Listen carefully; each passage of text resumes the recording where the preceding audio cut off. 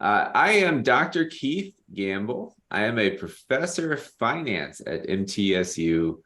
I'm glad to be part of this grant, which is really about giving rural communities the financial support they need for important things.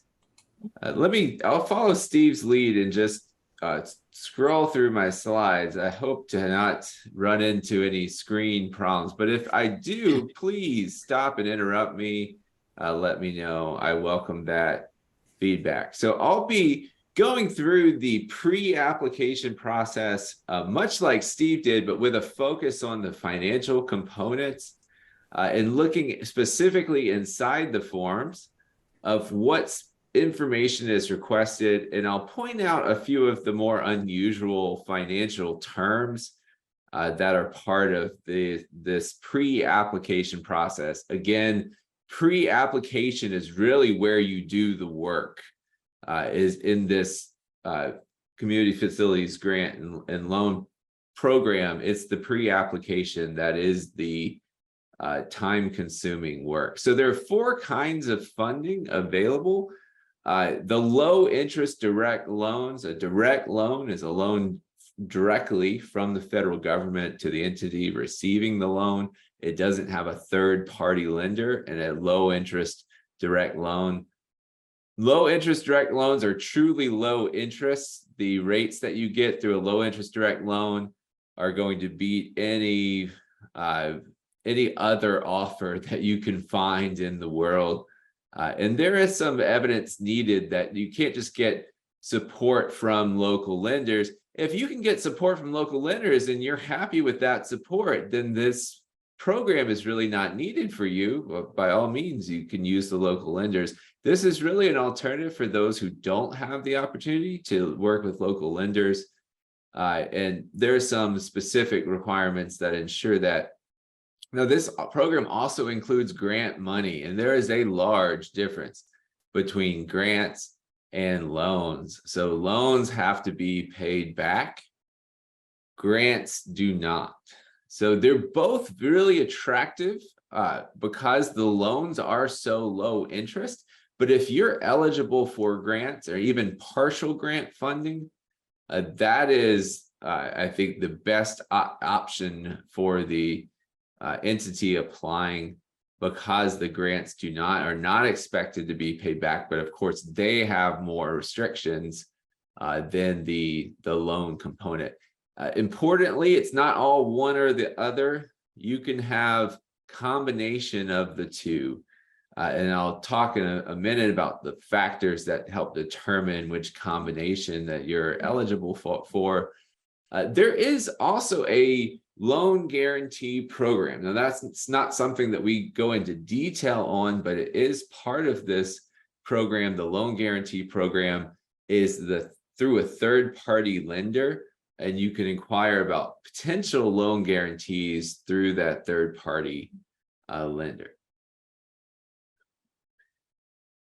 Number one, the funds must be available. And as Dr. Livingston mentioned, funds are more plentiful earlier in the federal fiscal year. If you learn that funds are not available, that does not prohibit you from waiting for the new fiscal year. But I think go ahead and apply. Having a good idea, and it's a fundable idea, I think that's the more important thing than worry about our funds are available or not. If your funds aren't available, I would say take your idea and wait just for the next cycle to open up. Now, here are the provisions of what is allowed in terms of grants, that more favorable type of funding that's possible. It is limited. So if you are larger communities get more limited amount of grant funding. So if you're under 20,000, then the most that you can get in grant funding is that 35%. That's the third line there. Now, as you go down in population size, you get a higher percentage possible in grant funding. So there's an advantage to being smaller in terms of getting access to that grant funding. There are two requirements. It's an and requirement. So it's both a population requirement and then a median household income requirement. If your median household income is low enough, then you can be eligible along with that population requirement. So they do this in kind of a mathematically intricate way. Is your income less than the higher of the poverty line, that's the federal poverty line, or 60% of state rural household income? Now it's to your advantage because you want to be lower, so it's to your advantage that they choose the higher of those two. That gives you a better opportunity to be lower. You have to be less than the higher of those two factors. Now those two factors change every year. Every year, this is updated statistics produced by the government and then released. So those numbers do change. But based on your community information, that will determine which portion of funding can be grant funding. And of course, the more grant funding possible for you, I think that's the advantage. So again, this is a pre-application, and that's where you do the real work. Now, there's lots of components to that pre-application. I have them listed here. We've already introduced them in general. Now, let me focus on the financial aspects of these, and I'm going to run through this just in an orderly fashion down the numbered list. My advice is what I often give students when we have a big project to do in the class is try not to get lost in the fact that there are all these different documents needed. It's easy to let that deter you and stop you from moving forward. I think the better approach to this is treat it like a checklist, that this is helpful because there's a checklist here. And if you just work through that checklist one at a time, that's the best way to get this done. So try to focus on just one item at a time and getting that done. Marking it off the checklist so you can move on to that next item. And then once you have all the items checked, then your pre-application should be complete.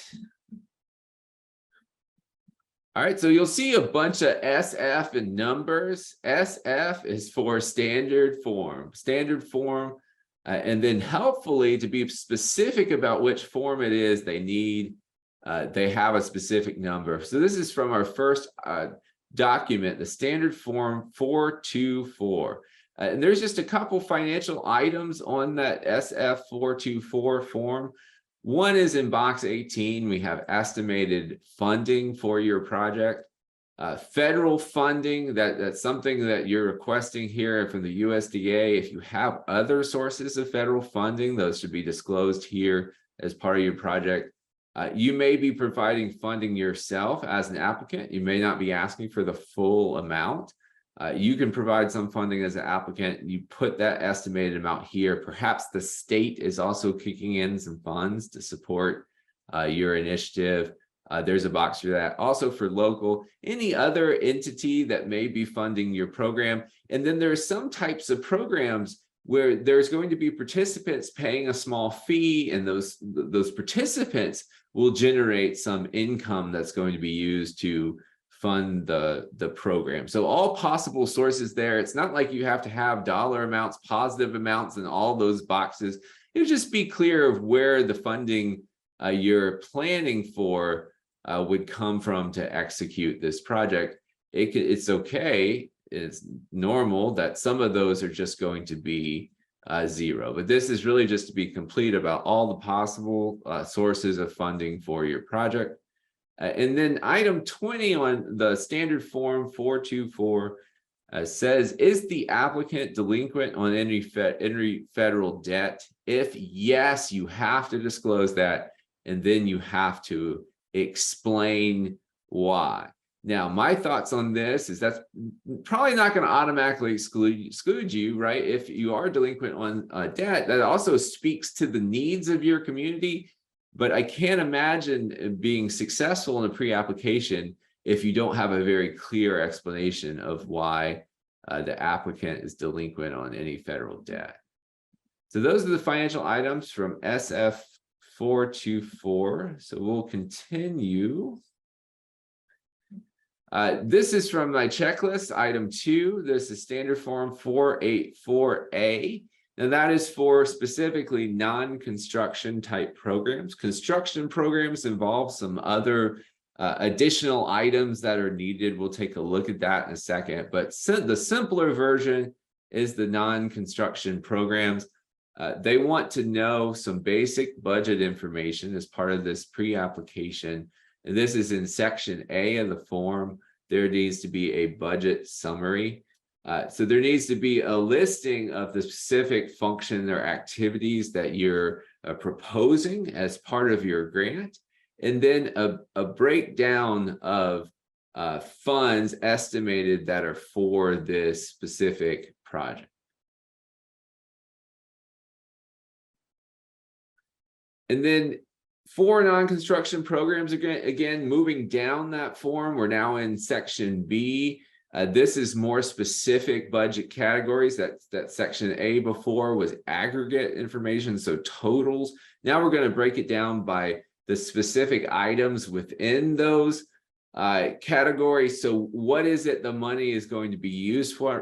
Personnel, that's people you have to hire to do your projects, fringe benefits, travel, equipment, supplies, contractual funds. Now, construction, you might be surprised to see construction in a form that's designated for non-construction programs. It's okay to have a small amount of construction in a non-construction program. It can't be a large amount. If you're building new buildings, that's clearly a construction program, but a minor amount of construction is part of the budget of non-construction programs. It doesn't have to be zero construction, just that it can't be largely construction expense. There is room for other, and that's where you put the things that just don't seem to fit in any of the other boxes. You can put in that other, and then direct charges should be all the expenses that are directly necessary. They are payments exactly for what the activity is.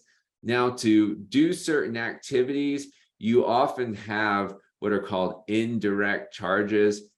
Those are just charges that are supplemental in support of the direct activity. Separate out those indirect charges in your budget.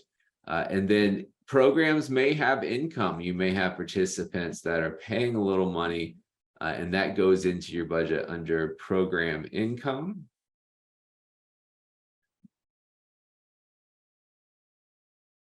All right, so then moving down this,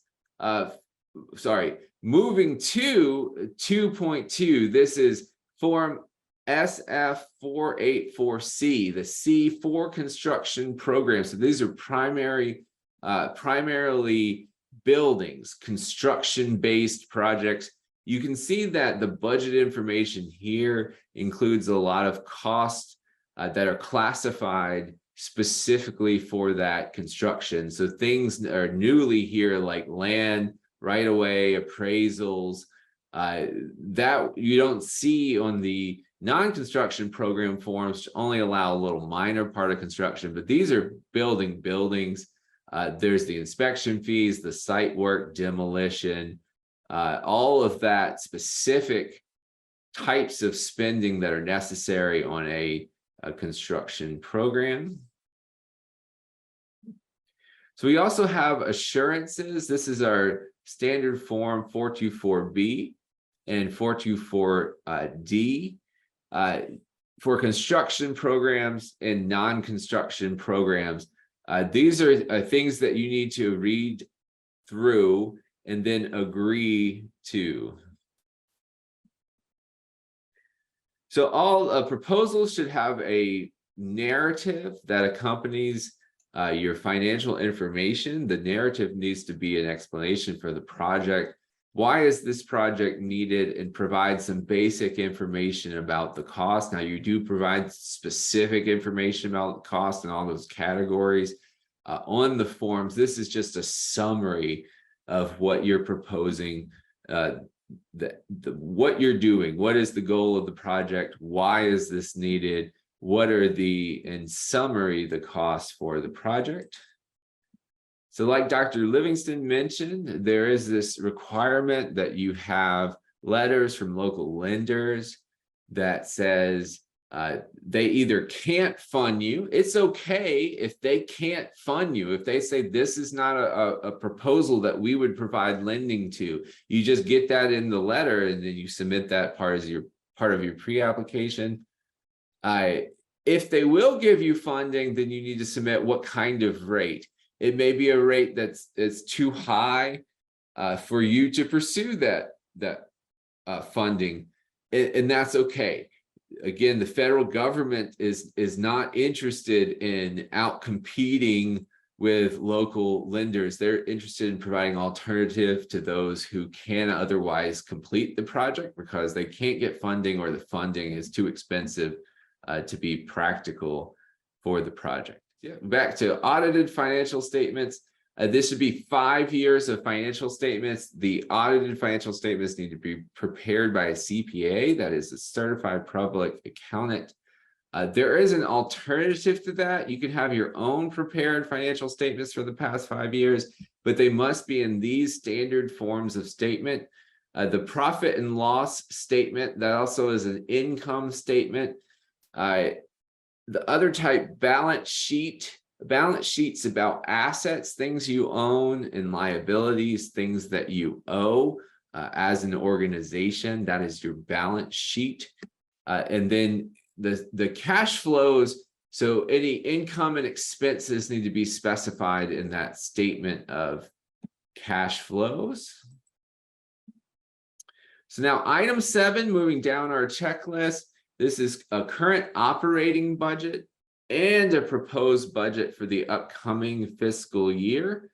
So your budget should have some financial guide of how it spends money for its operations. You need to submit that current operating budget and then the prospective budget for the next fiscal year.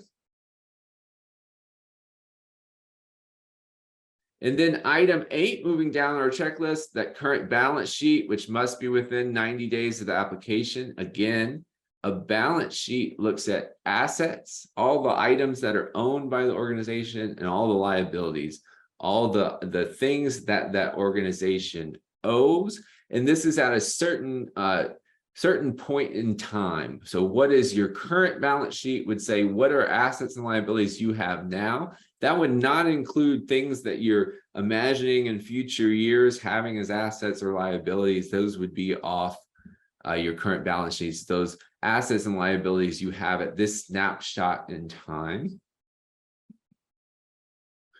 And then almost to the bottom of the list, item 9 is a 5-year capital plan. And this is just an example of, there's a template provided in the package for capital improvement plan.